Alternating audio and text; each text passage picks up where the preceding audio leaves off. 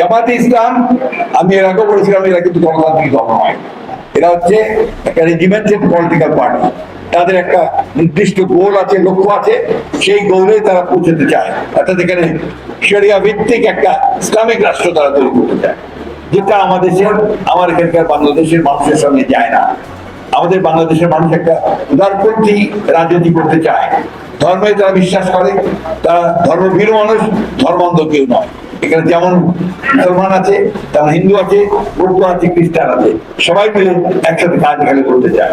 তাই আজকে যে বিভিন্ন ভাবে ভিন্ন কথা বলে মানুষকে বিভ্রান্ত করার চেষ্টা করা হচ্ছে, সেই বিভ্রান্ত করতে না পারে তার জন্য মূল ভূমিকা কিন্তু আমাদের গ্রাসরুট পর্যায়ে নেতাকর্মীকে করতে হবে।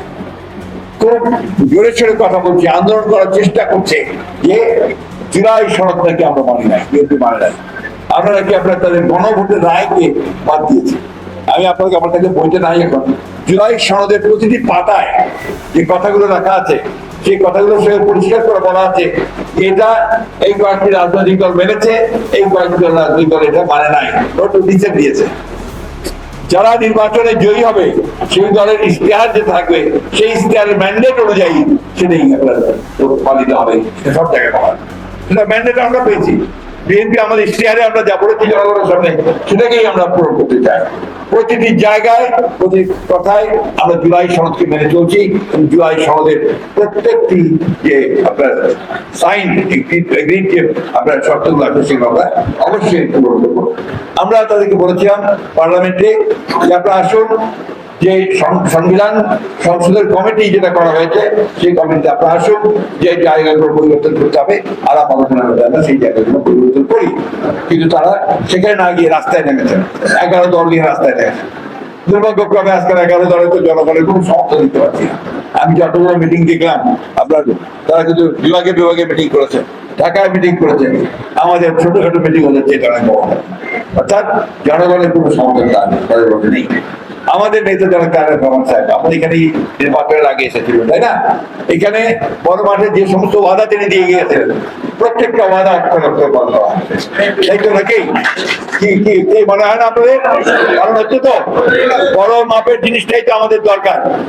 ছোট নাটক কুটি, কুঞ্জে মসজিদ হইল কি মসজিদ হইলি, কুঞ্জে মন্দির হইল কি মন্দির হইলি, কুঞ্জে রাস্তা হইল কি রাস্তা হইলি, এটা বড় মাপের জিনিস না।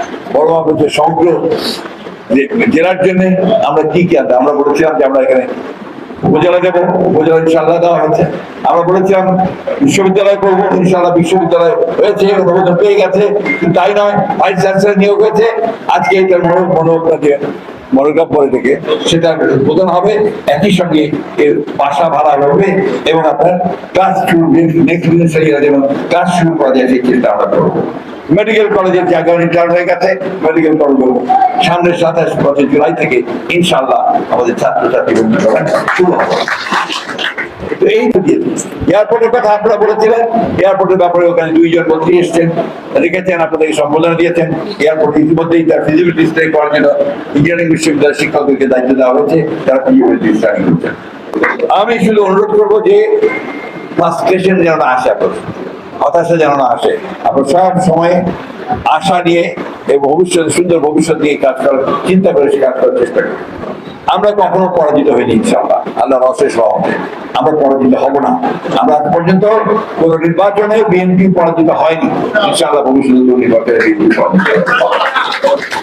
শক্তিশালী করতে হবে, যেমন যুবদলকে শক্তিশালী করতে হবে, ঠিক একই সঙ্গে আপনাদের মূল দলের নেতৃত্বে গ্রহণযোগ্য নেতাদেরকে আনতে হবে। এটা কিন্তু খুব ইম্পর্টেন্ট। আপনার কথা মনে রাখবেন, আমি গ্রহণযোগ্য কথা বলছি, যে মানুষ যাদেরকে পছন্দ করে, যাদেরকে ভোট দিতে চায়, তাদেরকে নিয়ে নেয়। লোকাল গভর্নমেন্ট ইলেকশন, স্থানীয় সরকার নির্বাচনের ব্যাপারে আমি আপনাদেরকে বলি, আমাদের সিদ্ধান্ত হচ্ছে যে আমরা দলীয় নির্বাচন করবো না। কিন্তু আমাদের যারা নির্বাচন করতে চান তারা এনশিওর করবেন যে একটা ইউনিয়নে একজনই যেন ক্যান্ডিডেট হয়, তা নাহলে আপনারা জিততে পারবেন না। আপনারা নিশ্চয়ই আমার সঙ্গে একমত হবেন। চেষ্টা করবেন যেন একটা ইউনিয়নে একজন ক্যান্ডিডেট হয়, একটা ওয়ার্ডে একজন যেন ক্যান্ডিডেট হয়। এবার আপনারা ওইভাবে কাজ শুরু করবেন, কাজ করবেন। এখনই আমি হবো বলে ঝগড়া শুরু করে দিয়ে না, বসেন, আলোচনা করেন, নিজেদের মধ্যে যে বেস্ট ক্যান্ডিডেট তাকে সবাই মিলে সমর্থন দেন, তাহলেই আপনি বের হয়ে আসতে পারবেন। আলোচনা করেন, ধানের সিদ্ধ রইবেনি, ধানের সিদ্ধ পার হবেন, তা তো পারবেন। সুতরাং এই জিনিসটা মাথায় রেখে কাজগুলো করবেন। আমি অনুরোধ করবো, দলাদলি করবেন না, নিজেরা নিজের সঙ্গে আটকা করবেন না। আমি খুব খুশি হয়েছি যে আমাদের যুবক শ্রেণী তারা এখানে খেলাধুলার মাধ্যমে বেশ কাজ শুরু করেছে। তারা অনেকগুলো টুর্নামেন্ট করছে, ফুটবল খেলছে, ক্রিকেট খেলছে। এটাকে আরো অ্যাক্টিভ করার জন্য আমি অনুরোধ করবো। জেলা ক্রীড়া সংস্থা এখনো বোধহয় গঠন হয়নি, গঠন হলে যেন আরো অ্যাক্টিভ হয় সেই চেষ্টাটা আমাদের করতে হবে। এই ওয়ার্ল্ড কাপটা যাক, ওয়ার্ল্ড কাপটা তারা কিছু করতে দিচ্ছে না, রাত জাগে না, কাম তুলে যায় না। হ্যাঁ, ওয়ার্ল্ড কাপটা শেষ হলে তারপরে আমরা উন্নতভাবে আমরা সাংগঠনিক কাজে নামবো। আমাদের সভাপতি সাহেব একটা অনুরোধ যে একটা মাস আমরা সাংগঠনিক মাস হিসেবে অনুষ্ঠান করতে চাই। লেট ইট বি অগাস্ট মাস। এই অগাস্ট মাস আসুক, সেটাকে যেন আপনারা সাংগঠনিক মাস হিসেবে গ্রহণ করতে পারেন। যারা কাজ করতে চান আগামীকাল থেকেই কাজ করতে পারেন।